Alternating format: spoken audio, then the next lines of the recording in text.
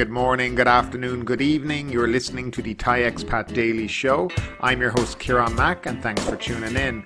Don't forget to like this video if you're watching us on YouTube and please do subscribe. We're also available on Apple Podcasts, Spotify, Amazon Music and a host of other podcast players. Now that that's all done, let's jump into today's show.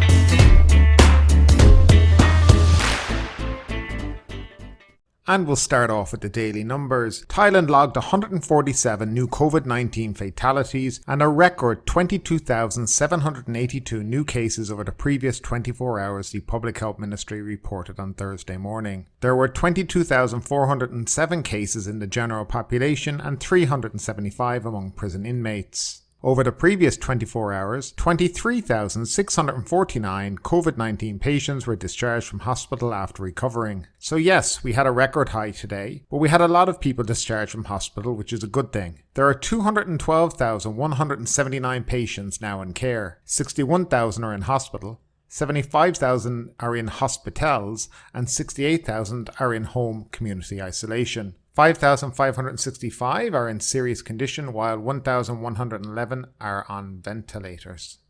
Now our first story of the day. Hotels braced for even tougher times ahead. The hotel industry is preparing for the downturn to continue into the second half of this year after seeing revenue drop to below 10% of pre-pandemic levels, according to a report by the Tourism and Sports Ministry. The second quarter, which marked the start of the third wave of COVID-19 infections, saw a quarter-on-quarter decline in domestic tourism of 56.8% to 7.43 million trips, down 13.2% year-on-year. Hotel operations were battered by the pandemic in the first half as average occupancy hit 12.2%, down 17.2% year-on-year. A total of 24.6 million domestic trips were made in the first half, trailing behind the annual target of 90 million trips. Weak domestic demand impacted hotels' performance, especially as local tourists have been almost their sole source of income since borders were closed last year. Marisa Sukasol Nunpakti, president of the Thai Hotels Association, said most hotels have depended on domestic consumption over the past year. The current lockdown restrictions mean hotels must prepare for more tough months ahead. According to the report, financial instability could lower hotels' competitiveness as 50% of them are earning less than 10% of their normal revenues, while 68% of them had sufficient liquidity to keep going for just 3 months. Meanwhile, 3/4 of all hotels remain closed as they want to wait until the situation improves, possibly in the fourth quarter. Ms. Marisa said the association was also conducting a survey on hotel operations during the third quarter, focusing on the number of hotels that remain active. Initial results showed 50% of hotels in Bangkok are temporarily closed as they could not provide dine-in services at restaurants, which previously held earned income when room sales were below target. She suggested the government adopt new practices or safety protocols for dine-in service that would be practical for consumers during the pandemic instead of imposing a ban across the board. Now this should really come of no surprise because hoteliers for the last year have been depending solely on domestic tourism. And since the end of April, there has been absolutely no domestic tourism in many of the touristy areas such as Hua Hin, Pattaya, Khao Lak, Phuket, etc. Phuket have had some, obviously because they've had the Sandbox feeding them, but of course they had hoped that it would have been domestic tourism along with the international tourism and it would have supplied them with a decent level of trade over that time. Something that is not mentioned in this is the severe lack of government help to hotels in relation to their ability to pay loans, pay staff wages, etc. Now don't forget, a lot of these hotels may be closed, but some are still paying salaries to people because they need to have staff on hand for when they do plan to open up. And there is absolutely no government help in relation to any of this. There are travel restrictions throughout the country right now, making it literally impossible for hotels to have guests, but the government will not put their hand in their pocket and help people, and that is a big problem. Now up next, push to promote Phuket after murder. A heavy tourism marketing drive will be launched overseas to spread the message of Phuket being safe after a murder of a Swiss woman, and as the US placed Thailand on the list of countries with a COVID-19 alert, according to the Tourism Authority of Thailand. The murder case has no immediate impact on tourism bookings through the Phuket Sandbox program, as reported by 29 TAT overseas offices, said Nantasiri Ransari, director of TAT's Phuket office. However, in the longer term, the pandemic might put pressure on Phuket's tourism outlook, especially with the US Centers for Disease Control and Prevention, CDC, adding Thailand to the highest level 4 list of countries, very high, which urges fully vaccinated US citizens to avoid travel to Thailand due to the risk of exposure to the virus and its variants. The priority now was to communicate to people overseas and tour operators that Phuket, being the most vaccinated province, is far removed from the pandemic situation in the rest of the country. The message must be put out urgently with a heavy marketing campaign to be implemented. Phuket has a strong public health safety record and is medically equipped in terms of personnel and facilities to handle the pandemic, she said. Now, this takes us to our question of the day. Should the Phuket Sandbox program be cancelled? It's a question that has brought up a lot in the comment section of this show. It has divided people's opinion, with some being in favour of it and others being very much against it. The people who are against it are not in favour of seeing Phuket fail or people suffer, but rather question whether it's the right time to implement such a project. As the world reopens to travel, Phuket officials have created a program that is cumbersome at best and restrictive and expensive at its worst. In Europe, being vaccinated means being able to travel to these countries and being welcomed with open arms. Travel is easy, restrictions are minimal, and you can do what you like when you get there. Have a pint, stay out late, fly in an airplane, take a bus, go to a club, not wear a mask if you wish. The list is endless. However, in Phuket, while you can't do any of that, you'll be prosecuted and fined for not wearing a mask, and well, having a drink with dinner is currently outlawed. Phuket officials and the Tourism Authority of Thailand have created a program that generally only benefits a few of the top hotel brands on the island. In truth, the claim lots of people are being employed from this is simply not true. Hotels are mainly operating on the skeleton crews they've had for the last year because frankly they can't afford to hire more staff, and when they do hire, it's part-time with no guarantee of future work for that employee. If the plan was to reopen to show international travel was safe for vaccinated travellers, then maybe it's a win for them.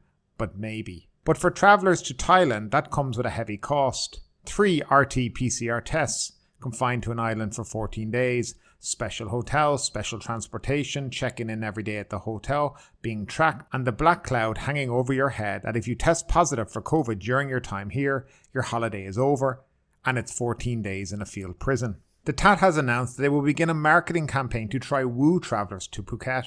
The TAT conveniently forget to mention to travellers all the small print, long application processes to get a COE, insurance, multiple COVID testing, approved hotels, and as I said previously, the dreaded testing positive scenario. But my question is, for what?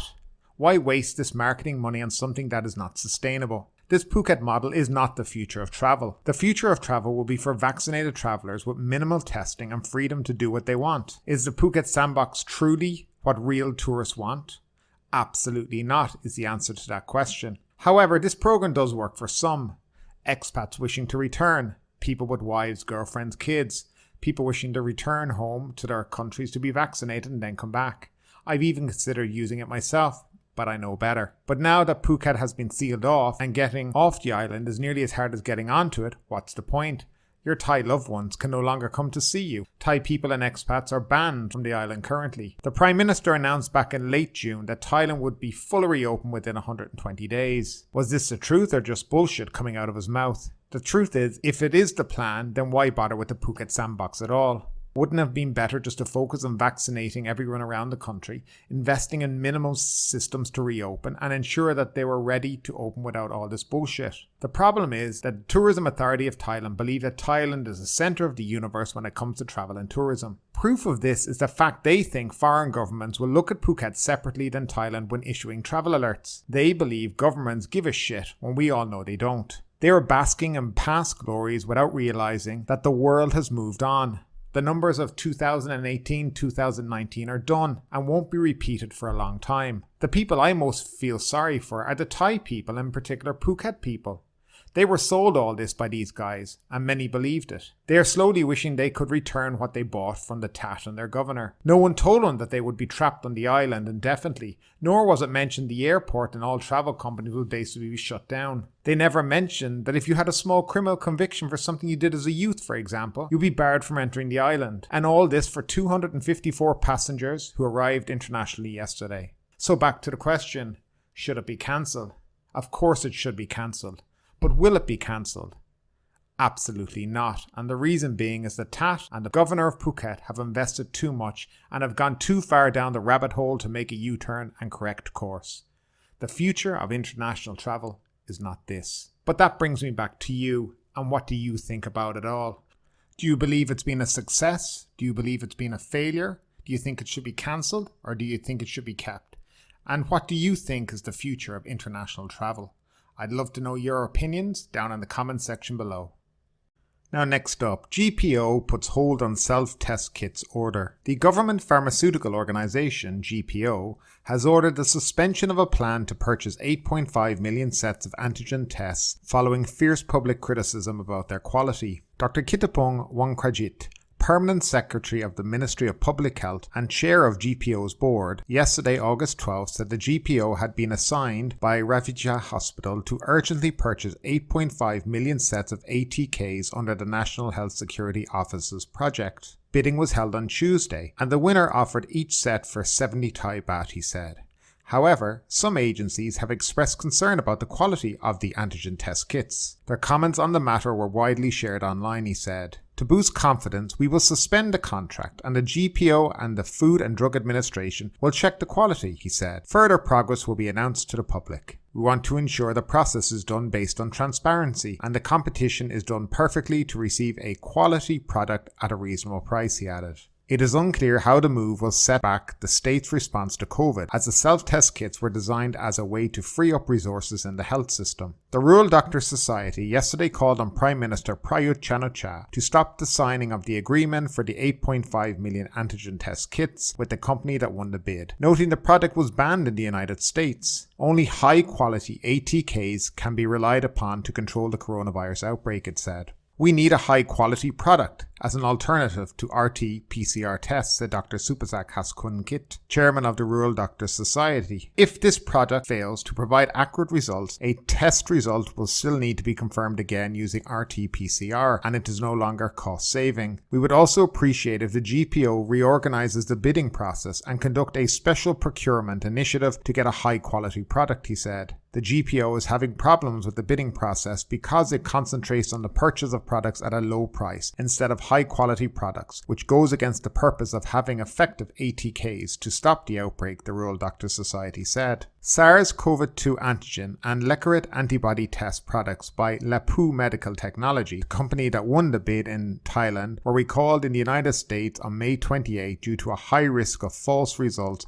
when using these tests, according to the US Food and Drug Administration. The Rural Doctors Society said it wanted General Pride to investigate the case and ordered the GPO to scrap any procurement agreement with this company. Quality ATKs available in the market should be recognized by the World Health Organization, it said. The GPO on Wednesday said Ostlin Capital, a firm that imports Lapu's antigen test kits into the country, won the bid, noting the state was unable to save 400 million on the product. The NHSO last month approved a budget of 1 billion baht for purchase of 8.5 million sets of ATKs, expecting to provide the kits to at-risk groups through its networks, including drugstores, free of charge. Dr. Ataporn, Deputy Secretary General of the NHSO, said the office had no choice in the matter because it needs to use products provided by the GPO, noting also that it has no authority to nullify the bidding process. We don't have the authority to buy the product ourselves. That is the reason why the GPO is involved in providing the product for us. We previously suggested 2 products recommended by the World Health Organization at a reasonable price of 120 Thai baht per set, but the GPO said it had its own process to get antigen test kits.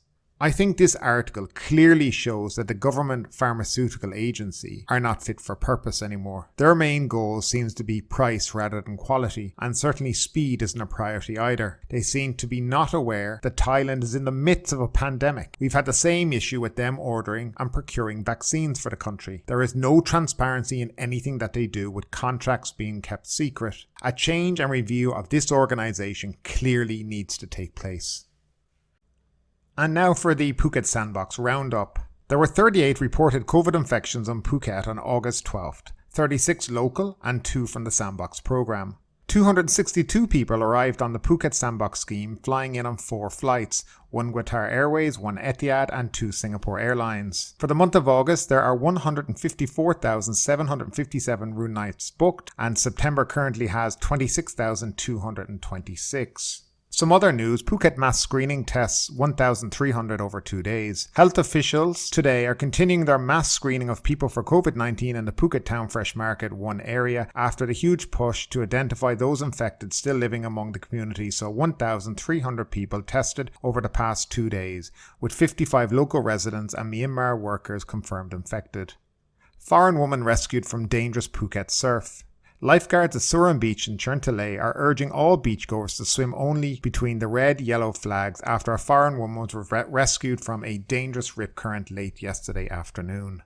And finally, in Phuket news, 6 Phuket spots pose security risk for tourists. The Phuket Sandbox Command Centre on Wednesday pinpointed 6 locations in the province that are considered risky spots for tourists, while urging local authorities to improve security measures at these locations to make the Sandbox programme safer. The 6 locations are Pru Mai Cow Forest, Banana and Naiton Beaches, Bang Tao Mountain Scenic Point, Wang Ki On Pho Waterfall, Klung Modong Mangrove Forest, and Tun Ao Yan Waterfall. We will submit the list and details of security measures that are lacking on the provincial committee, which will later instruct local authorities to improve security at these locations. Furthermore, police are preparing to use the Go Phuket application as a mandatory registration platform for those who wish to enter the province. Visitors must insert their Smart ID card into a reader upon entry. Officials will verify their ID with a police database to prevent persons with a criminal record from entering the Sandbox area. But ultimately, with this story or anything else that stood out to you today, I'd love to know your thoughts in the comments down below. Because yes, this is a news show, but it's also a conversation. Now keep that conversation going, make sure you like this video, subscribe to the channel, and please do share the video to help that algorithm. But ultimately, my name is Kira Mack, you've been listening to the Thai Expat Daily Show, and we'll see you next time.